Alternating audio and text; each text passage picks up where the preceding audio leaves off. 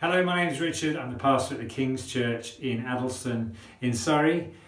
I'm going to tell you today a bit about a pilgrimage I've started. I've never been on a pilgrimage before, and this is maybe slightly different of a pilgrimage. I'm calling it a parish pilgrimage, and the idea is I'm going to be walking around our town for the 40 days of Lent and asking the question, where are you? Meaning, where am I? What town do I live in? What is this town? And as I walk, hopefully seeing things that maybe I haven't seen before as I've been rushing around, getting places and doing things, not really paying much attention. And also asking the question, where are you, God, in this town? How are you at work? Where are you doing things? In whom can I see you working, and where can I see you working and present? More present in the town. That's my pilgrimage over the next 40 days or so.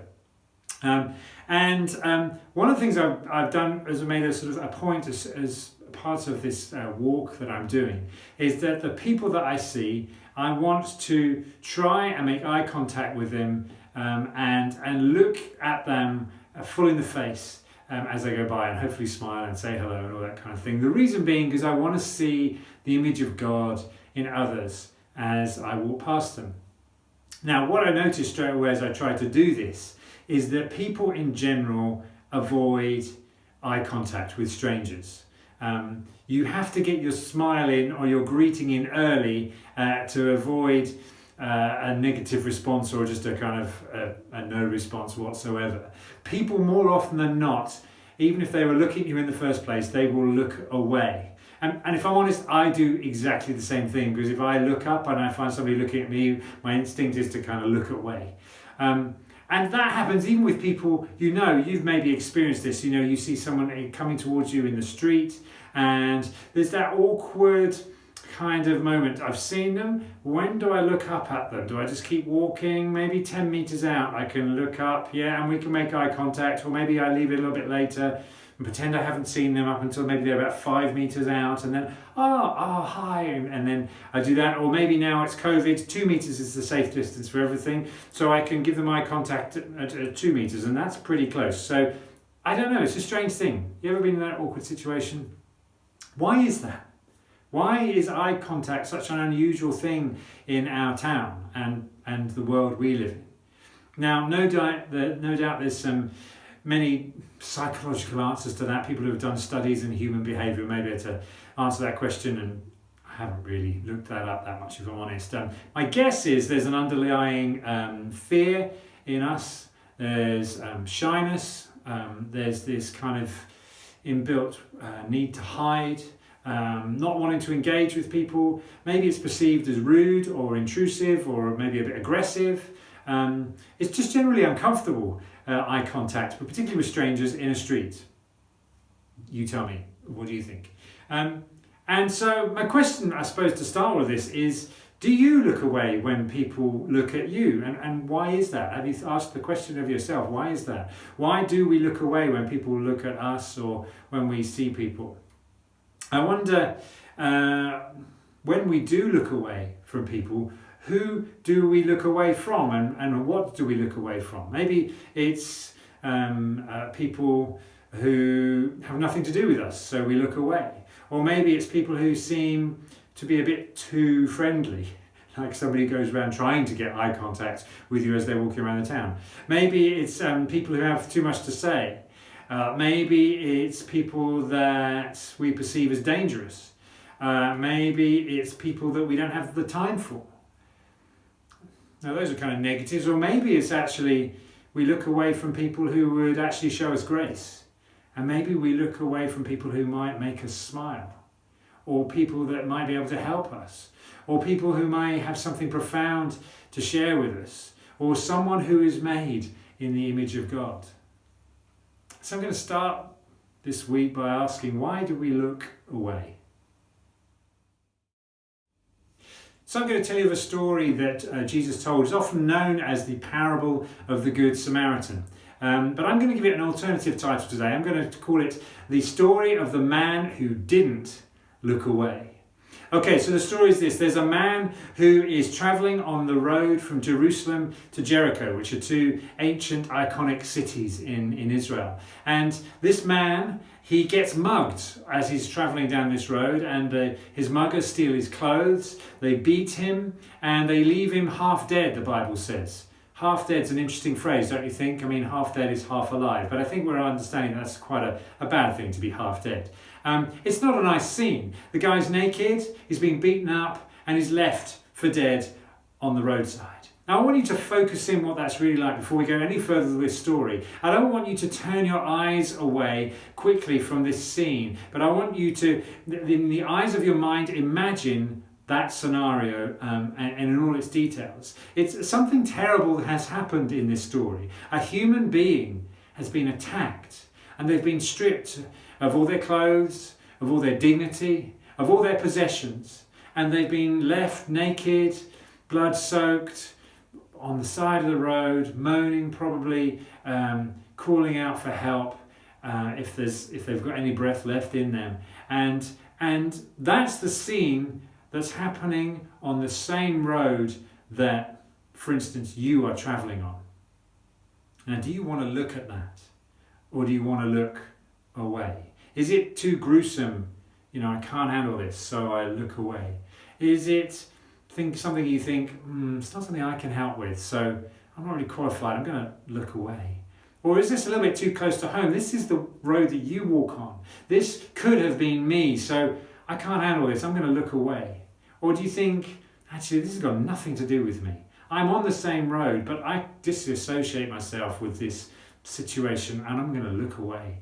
Or maybe it's just as simple as I haven't really got time for this, so I'm just going to look away and pretend it's not there. Or is this something that isn't really for me to get involved with? It's not me, it's not really me, so I'm just going to look away.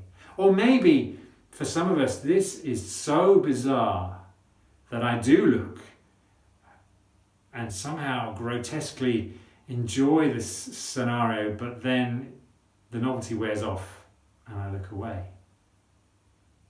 Jesus tells us two characters that enter this story. One is a priest and one is a Levite. Now I won't go into necessarily what that means, but let's just imagine, for the sake of argument, we're talking about, you see a vicar and a churchy person walking down the road. And they both see this crime scene, for that's really what it is, and they see what they see, everything we've just described, and what do? They cross the road. They see and they look away. They see and they avoid. Now they can have all kinds of really good reasons why they did that. And some of them may have been valid. Actually, no, they're not valid. They saw another human, naked, beaten, half dead, and they chose to look away. Kind of, let's leave him to sort himself out. I'm sure he'll be fine. Or leave him for somebody else to deal with. Leave him to die even. Maybe they said a prayer for him as they looked away, as they walked on the other side of the road, but they chose to look anywhere but there. And then another man enters the scene, the crime scene. Let's not call it just the scene, it's a crime scene. And this guy is a Samaritan. Now, we're used to the sound of that name, Samaritan. In our culture, Samaritans are good guys, and in fact the Samaritans, as we know them in our culture, they get their name from this story, by the way, but that's just an aside. But in those times when this story was told, the Samaritans, they were the bad guys. That was not a good name to be putting into a story like this. They were the different people. They were for the not from round here type people. They were the enemy of the victim. In fact, they were the ones that were more likely to have committed this crime in people's eyes than actually to help the victim. But in this story, the Samaritan, he doesn't look away. In fact, he sees and he takes pity on this man. He doesn't look away. He sees and he takes pity. And he acts to help. He goes to this man and he uses what he has and what he knows to bring as much healing as he can in that moment and in that situation. And then he picks up this guy and takes him to a place where he knows he can be looked after. And so Jesus asks, after telling this story, he says, who's been the neighbour? to this guy? And the answer, of course, is the one who showed mercy. And so Jesus says, go and do likewise. Don't look the other way. And so my question to us as a church and to us as a community, where are the people who are beaten up and half dead by the roadside in our town? Where are they? And when you see them, don't look away. When you see them, look and have mercy. Your neighbours are the people where you are. No matter what they look like, no matter what condition they're in, they're your neighbours. And Jesus encourages us, in fact commands us, to not look the other way and to show mercy to those around us. Now, as a little postscript to that, part of this story, let me ask you just one final question on the story of the story of the parable of the man who didn't look away, the Good Samaritan. Who else do you know in the scriptures who was stripped and who was beaten and who was left to die? When we see the suffering of the world around us, we look on Jesus. And do we want to look away from him, or do we want to look to him and know mercy? So I just want to follow up from the story I just told, the parable of the Good Samaritan, or as I've titled it, the parable of the man who didn't look away. We as a church want to be a church that doesn't look away. And what I mean by that is that we want to be a church who looks at those in need with us, around us, and has pity on them. We want to look squarely at their situations and not flinch. And that's not to say that we think that we can solve every problem, but that first and foremost we look at people and we don't look away, and we see them and we take pity, and we see them and we have mercy, and we see them and we take action to do what we can, and use the things that we have been given by God to bring as much healing as we can to those people. And then maybe even find them places and take them to people and take them to organisations where they can get the right support and they can get the right care. The people that we come across, they may not be like us. We may have opinions on the situations they are in. We may have no frame of reference for their life and how they've ended up the way they are and how they've got into the situation they're in. But, and here's the big but, they are in our town. They are on our road. They are fellow travellers who happened to have fallen into something that actually could have happened to us in a different set of circumstances, but it's happened to them. But they are fellow humans. They are our neighbours. And in them you will find the image of God. And these are the ones that we are called to love as ourselves, as we love God. And so let the words of Christ, let this story of the Good Samaritan, or the man who didn't turn his eyes away, let these words of Christ engage you with the neighbours that are around you. So that when you come across someone who is half dead by the roadside, metaphorically speaking, or maybe even speaking that in reality, when you come across that person and you see them, you will be ready. We seek to be a church that doesn't look away. In the days ahead, that may mean that we will have to look upon those who are in real poverty and have pity on them. That we will have to face up to the high level of domestic abuse that is in our community. That we will have to see people struggle with addictions and have mercy on them.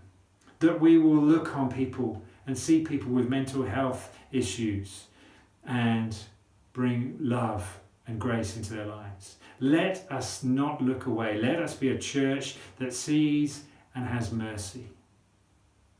Let us see Jesus as we do so.